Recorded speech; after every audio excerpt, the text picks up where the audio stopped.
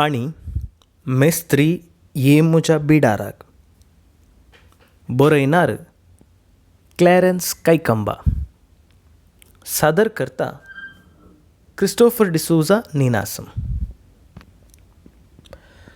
ब्रेस्ताराची सांज आनी रात गंमतायेन करसिले उपरांत शुक्रारा दिसा सकाळीं आमी उठचेंच भारी तडव करून उठलेंच तोंड धुवन शेट्टीच्या उडुपी रेस्टॉरंटांत हांव नाश्तो हाडच्याक हांवें भायर सरचें. वेच्या पयलें घरांत ओफिलिया आनी दोगां भुरग्यांक कोणाक कितें नाश्त्याचें खाण जाय म्हूण पट्टी विचारची आनी उपरांत फोन करून हॉटेलाचें कावंटर सांबाळच्या प्रकाशाक कळोवचें. उपरांत ताच्या हॉटेलाक पावतना सांगलें तयार करून एका प्लास्टिकाच्या चिलांत घालून जाल्ल्या पयशांची पट्टी काणसूची चीट ताचेर लागोवन दवरता. आज ओफिलियाक मसाल डोसा सवें 1 प्लेट गोळी भजे आनी ओलिंडा आनी ओनूल आमच्या भुरग्यांक पुरी भाजी जाय म्हणल्या उपरांत म्हाका गांवच्या रितीचो सोजी पोव म्हणून पट्टी संपोवन प्रकाशाक फोनार सांगलें आनी हांव भायर सरलों. हांव नाश्तो हाडून घरा फाटीं येताना ओफिलिया आमकां दोगांयकी च्या आनी भुरग्यांक बॉर्नविटा घालून दूद तयार करून मेजार दवरता. नाश्तो जाल्या उपरांत हप्त्याची घरची नितळाय सुरू करच्या पयलें आमचें हप्त्याचें आनी एक काम म्हणल्यार गांवांक फोनां करचीं. पयलें ओफिलियाच्या घरा ताच्या आवय बापायक जाय तर ताच्या भावा भयणीक फोन करून उलोवचें आनी उपरांत म्हज्या आवयक. आजी ताच्या घराण्याक फोन केल्या उपरांत म्हज्या मम्माक फोन करतना तिचे तावन खबर ताजा आसली. आमची इगर्ज मोडून नवी बांदतात तें कळीत न्ही गी तुका. मम्मान लांब संभाशणाक बुन्याद घाली. जाणा 7 करोडांचें प्रोजेक्ट म्हणून ईमेल आयिल्लें. पाद्राबाक म्हजो ईमेल विळास कोणें दिलो म्हूण कळना. न्ही, आमच्या तसल्या दुबळ्या फिरगजेक तितल्या व्हड आयवाजाची गरज नाका आसली. पाद्राबाकी काम ना. हांवें तिका जाप दिली. मम्माक राग आयलोच. इगर्ज आमकां लोकांक, तुका आनी म्हाका, आमच्या मुखल्या पिळगेक पाद्राब कितें वेताना व्हरतावे. तिची बारीस कडाकट जाप. पूण तितलो पयसो जायचे न्ही. जाता आनी तितलो जाय जाल्यारय जाता. देव सर्वांकी वाट दाखयता. ताचेंच बिडार बांदच्याक आमी भायर सरल्या. पूण 7 करोड व्हडलो आयवाज. त्यास देखून बिरमोत आमचो व्हडलो विगार आपली भलायकी आनी पुरासाण लेखी नासतना कुवेट, बारेन, कतार आनी दुबय वचून आयला. एक कडेन 3 हप्ते रावून पयसो जमयता. बिरमोत. जालो गी पुरा. ना बा, 7 करोड जावंक सुलाभ गी. जावन आसा खंय. पाटी आयल्या उपरांत पाद्राप बारीस खुशी आसलो. कितले जाल्यात म्हणून मात्र आमकां लोकांक ताणें सांगूंक ना. न्हय, सांगचेंय नाका. आमकां ताची गरजय ना. पूण कोणाच्या पुता दुवांनी कुमोक केल्या पळय तांकां सर्वांक मिसा उपरांत आल्तारी कापोवन आमच्या इगर्जेच्या ओडतान जाल्ले गुलोब एकच दिवन मान केला. बरें जालें. गुलोब इगर्जेच्या ओडतांतलो आनी मान आल्तारीचो. लोक खूश. पाद्राबान बारी तकली करसिल्या. बिरमोतू पाद्राब करता पुरा आमच्या खातीर. आज मंडळीचें मिटींग आसलें. म्हाका पाद्राबान बारीस व्हड जबाबदारी दिल्या. कितें तें? मस्कताक तो येवंक भायर सरला. आनी ह्या मस्कतचे पयशे एकठांय करच्या योजनाचें मुखेलपण तुवें घे जाय म्हणलां. आनी म्हजें नांव सर्व लोकां मुखार उलो करून त्या विशयांत तिळचिलां. म्हज्या तकलेर 2 मुडे तांदूळ एकाच फरार दवरल्या बरी जालें. हांव बशिल्ल्या कडेन घामेलो. म्हाका हे म्हज्या देवा, हांवें कशें इतले पयशे जमोवचे. हांवें हे दोळवरेक खंयच्याय पाद्रेक हांगा आयिल्ल्याक पयशे दिल्ले नात आनी तांकां पळोवन धांवलां सोड न्हू तांचे लागीं वचूंक ना. आनी आतां कशें. हांव हांगा येयलो पूण मम्मा खंयचेंच सांगलें आयकुचें आसनातली. हांवें हां म्हणलां. आमच्या वाड्याची प्रतिनिधी जाल्या उपरांत हांवें ना म्हणल्यार खंय मर्याद म्हाका आसा? खंय आसा म्हाका मर्याद? तो मस्कत वचून आयल्या उपरांत म्हाकाय आल्तारीक वचून गुलाब काणगेचें. समजलें? म्हाका जावचें ना मम्मा. मम्मान म्हजें उतर आयकलें ना. कशेंय जावं, पाद्राबाक विजा कोणेंय तयार केल्या खंय. 15 दिसां उपरांतल्या ब्रेस्तारा तो मस्कताक भायर सरता. येवच्या पयलें तुका टेलिफोन करता म्हणलां. मम्मान संभाशण आखेर केलेंच.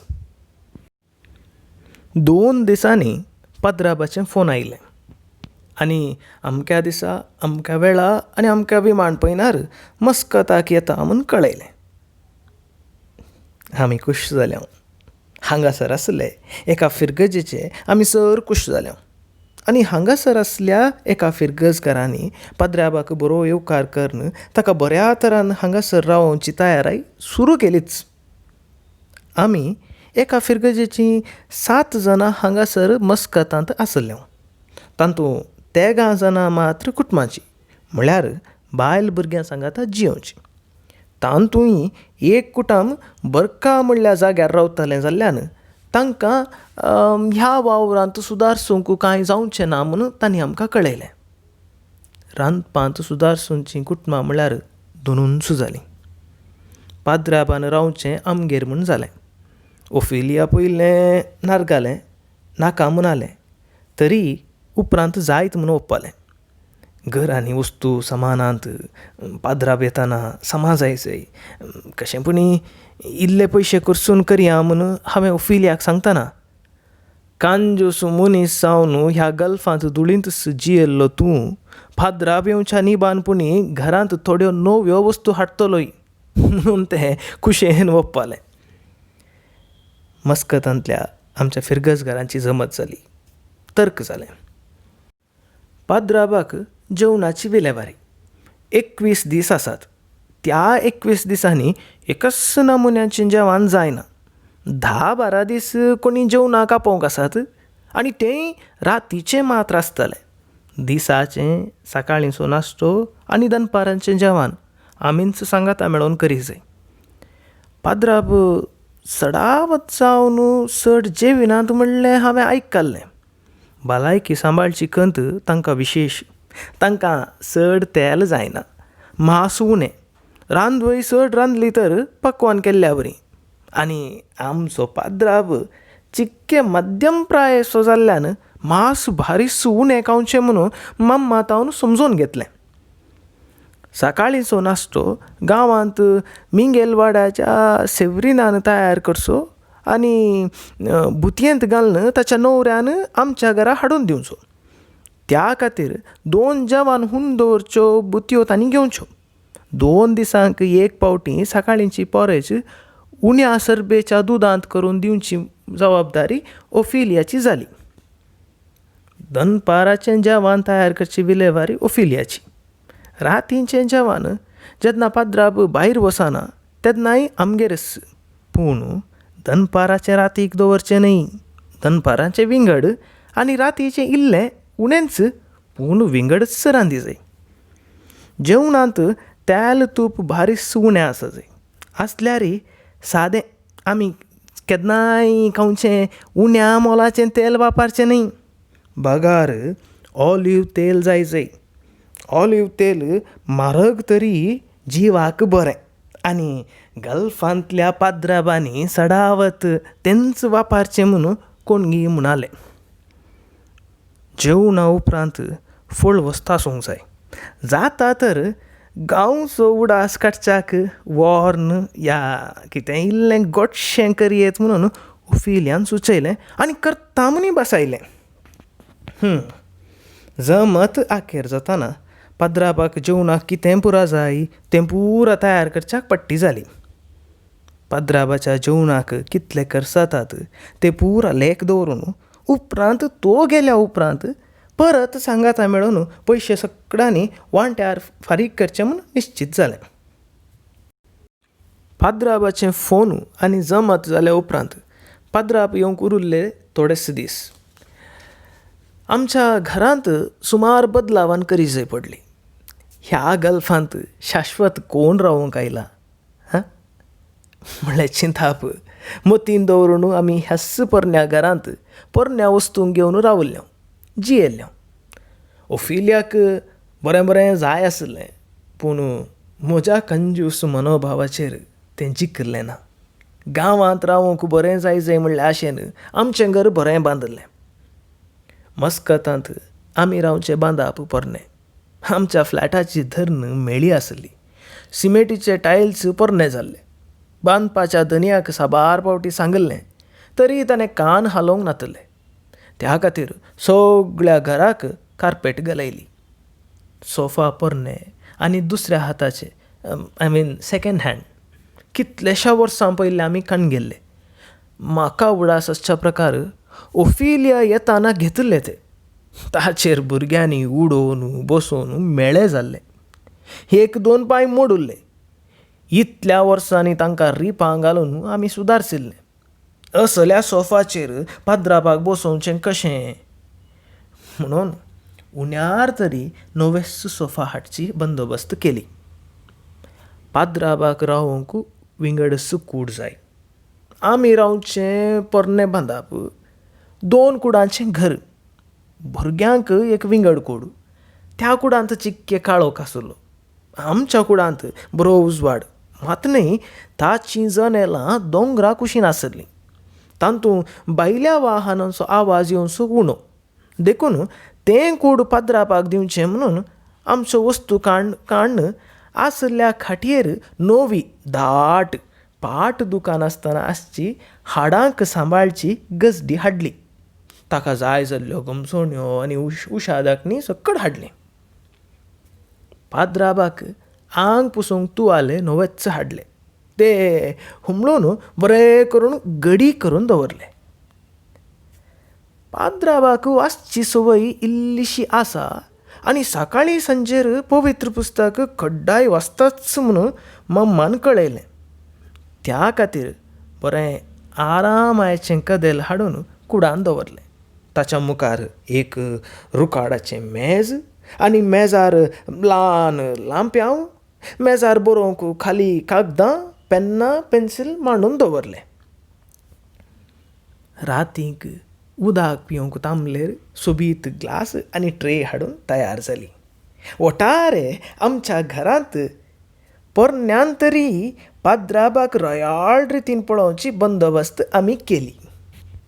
आनी पाद्राब मस्कताक येवन सोब्रेस्तार आयलोच. हांवें त्या दिसा तावन 15 दिसांची रजा घाल्ली. ओफिलिया मोदें मोदें हुशार ना म्हणून रजा काडची म्हणल्यार मांडावळेर आसलें. आमी सकाळीं तावन आमचो पाद्राब येता म्हणल्यार कुशेन अकरेच्या तयारेर पडल्या.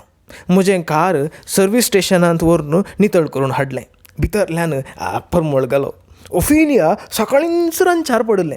पाद्राब येवचो पयलो दीस जाल्ल्यान 3 भागाचें मांस, सन्नां, पणपाळे, रांदय आनी पुलाव तयार जालो.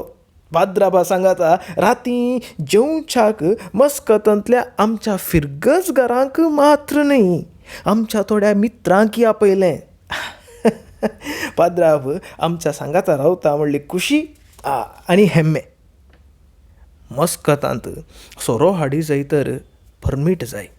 ती म्हज्या लागीं नातली. हप्त्या पयलेंच सुनील फेर्नांदाक सांगून 4-5 नमुन्याचो सोरो बियर आनी पाद्राबा खातीर बरो वायन हाडलो. सोरो पियेतना खावच्याक जाय तें नमुन्यावार साकणें तयार जालें. फुलांचे बुके घेवन आमी एअरपोर्टाक पावल्यो.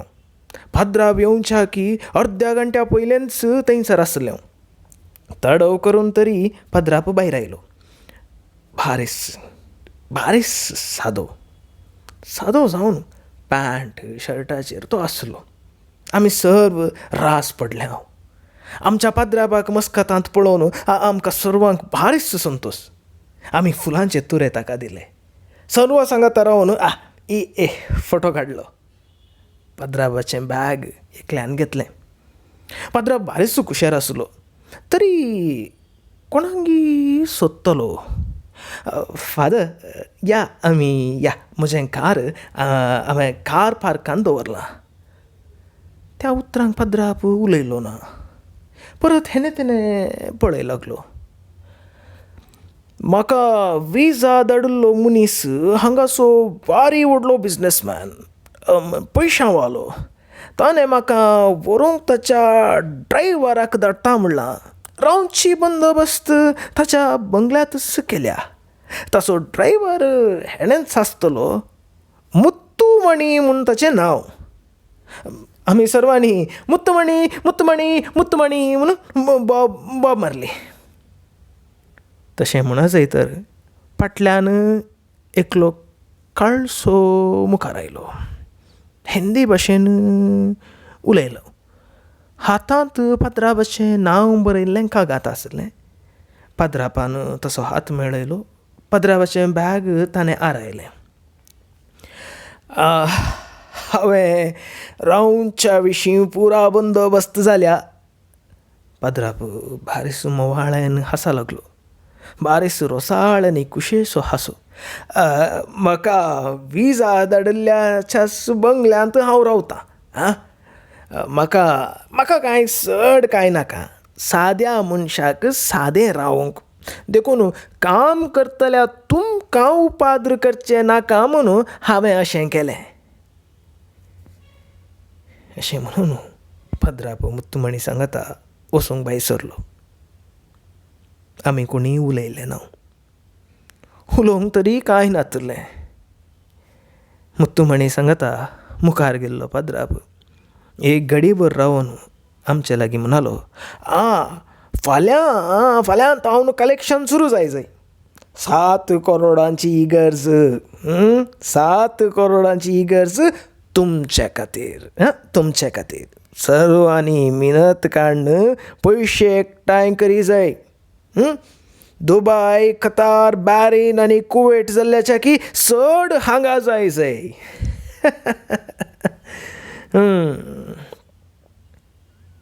उतरां आखेर करून पाद्राब सरारा मेटां काडून ड्रायव्हरा फाटल्यान गेलो.